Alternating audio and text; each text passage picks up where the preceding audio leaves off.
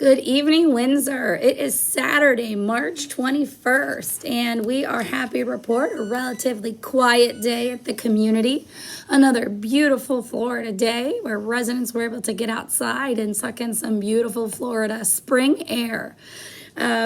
Just going to start today with a routine update on the COVID-19 activity here in Florida, and then move into some other updates or just notes to remember and some other requests as well. All right, so we will start with the Florida activity.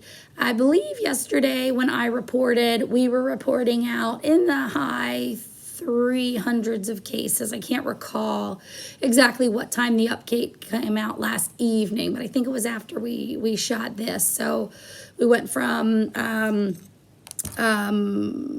the 400s to the 500s, and right now we are sitting at 658 cases in the state of Florida, with continued growth in our local Osceola County area as well as surrounding counties. So nothing has changed there. We are still seeing growth, although we are still seeing more testing, which is great. We're seeing more outfits equipped with drive-through testing, etc. So obviously that will make the number rise more quickly, as we also see the transmission cycle going up as well. So both of those things are going to impact the number of positive cases. But 658 is the number. So again, just more validation that we are doing exactly what we need to do here at Windsor to keep our residents safe. As you know, last night was my first night at the community, and was able to wake up and come out and see residents enjoying breakfast with staff early this morning. David came in and assisted with the distribution of breakfast and lunch for the village residents and the neighborhood residents as well. And that process does seem to be leveling out and getting to a point where we're more consistent. We're maintaining temps. Residents are enjoying what's being served, etc. So we're continuing to improve that process day by day and getting a lot of positive feedback from the residents on that. Okay, let's see. Couple of updates specifically for residents in the villages and the neighborhoods. We ordered iPads this week that we were going to dedicate to life enrichment so that we had the proper equipment to assist residents in video communication with their families. So we were able to get that up and running in the last 24 hours on a more consistent basis. So if village or neighborhood families who might be receiving this are interested in scheduling times with their loved one to do FaceTime or Skype, we are dedicating the days of Saturdays, Sundays, and Wednesdays to this. In addition, though, if those days don't work for you, we can schedule times. We're just trying to schedule in 24 hours out. Obviously, we've got about 150 residents or so in the community, so they do outnumber us. So we want to try to get on a schedule so that we can get times kicked off, calls kicked off on time, etc., and can meet the needs of as many of our residents and families as possible. So if you would like to get on the list to Skype or FaceTime, please email Cece.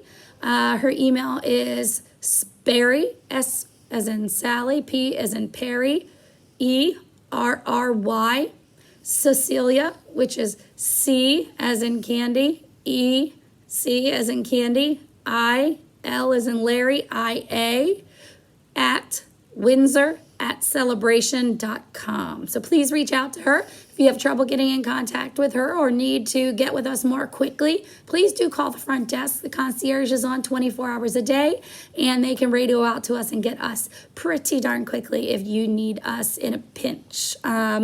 So thank you for that. If you are going to do the FaceTime or the Skype, there's going to be a little bit of information we're going to ask from you. And those items might be if you have an iPhone. I don't have an iPhone. If you have an iPhone, you're a fancy person. We just need your phone number. It's that easy, okay? If you have an iPad that you're going to be calling from, we need your Apple ID. And my understanding is you can find that in the settings of your Apple iPad. Okay. If you're like me and you have an Android phone or you have a Google phone, we can use Skype And what we need is your username. So if you don't have a Skype account, you'll have to set one up from your device, but it's not hard. I actually did it myself this evening, and it was very, very quick, okay? There is one additional app that we're looking at using, particularly for larger families. It's called House Party. It sounds pretty exciting. A fancy, fun name for a pandemic, I guess. It's called House Party, and if you're interested in having multiple family members dial in and talk to a parent at once, we can help explore that with you. We just started looking at it today, but again, we do have families who 6 and 7 kids that would love to get on with mom and dad together, if it's not overwhelming, of course. So we're going to help facilitate that if possible. But again, I urge you, if you need one of us immediately, please don't depend on email. Please give us a call to the main desk, and Tawana or Elijah or Jean, Denisha, whoever is out there can radio to us and get assistance. It is a little crazy, obviously, crazy enough Monday through Friday, and then we're trying to rotate some days for some days off for people, so fewer of us here. So if you need us, please do. If you need us in a pinch, please do call. All right, so moving on. We've got some great pictures. In fact, do you have the pictures of the Skyping? Oh, here it is. I'm going to show you some really fun pictures from today of some of our amazing residents. There's Betty Jo, Barbara, Flo.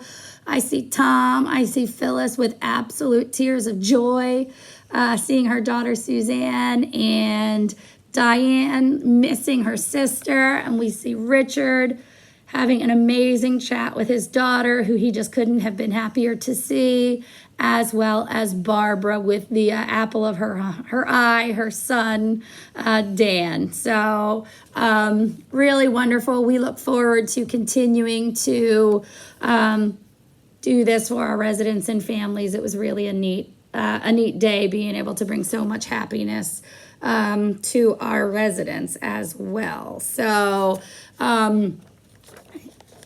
just lots of fun things going on in the community, and this is our neighborhood newsletter. We show residents and families and loved ones just how much routine we're trying to keep in the residents' day. So hope the families are getting a kick out of seeing this, and it's bringing some comfort and peace of mind to you that the residents are doing well over there. So okay, so a couple other topics. Club residents might notice that every day we kind of sneak a little bit more space away, okay? To this morning, you woke up to some barriers in common seating areas so that residents couldn't get to them and sit down. It's unfortunately because residents are continuing to not practice that social distancing within those common areas, especially when coming down for meals. So we've blocked them off, okay? We're now running into a similar problem out on the lanai, okay? And we encourage residents to get fresh air. All residents in the community, whether club, village, or memory or neighborhoods, whatever it is, we want fresh air. But we still have to practice social distancing outside, okay? We do have residents that are engaging in card games, etc. And again, I know we want to be around people. It is our human nature to want to be around people, but we're passing around cards, we're touching things, we're touching common surfaces, we're not 6 feet apart. We had residents I observed playing in gloves today, and we're going to talk about the glove part in a minute, but it's great. Hey, I've got gloves on. Here are my gloves. I'm going to sit like this with my gloves touching my face, and then I'm going to touch the cards, okay? So just because you wear gloves doesn't mean you're preventing transmission, right? You still have to behave in a certain way with those barriers on your hands, right? You can't touch your face, you can't touch your mouth, and then touch the cards, because you may as well just use your hands. So I sat and watched for a few minutes and observed that. So I hope that residents can really start working on observing that 6 foot rule, or we might have to take the lanai seating away, because we need residents to really manage that space. Same thing out on the front areas of the community, both entrances, the village entrance as well as the main entrance, the club entrance, the benches. Those benches are not 6 feet wide. So 2 people should not be sitting on the benches. 1 person, I would say, should sit on each bench, okay? Now, granted, there's not a lot of seating out there. So right before we jumped on, we chatted, and I think what we're gonna do is we're gonna take some of the pool chairs, and this evening, first thing tomorrow morning, we will go around and we will place the pool chairs around the front entrances 6 feet apart. So you can still have a nice place to sit and relax, but you're not breaking that 6 foot rule. So hopefully that helps. We'll see tomorrow how that's going and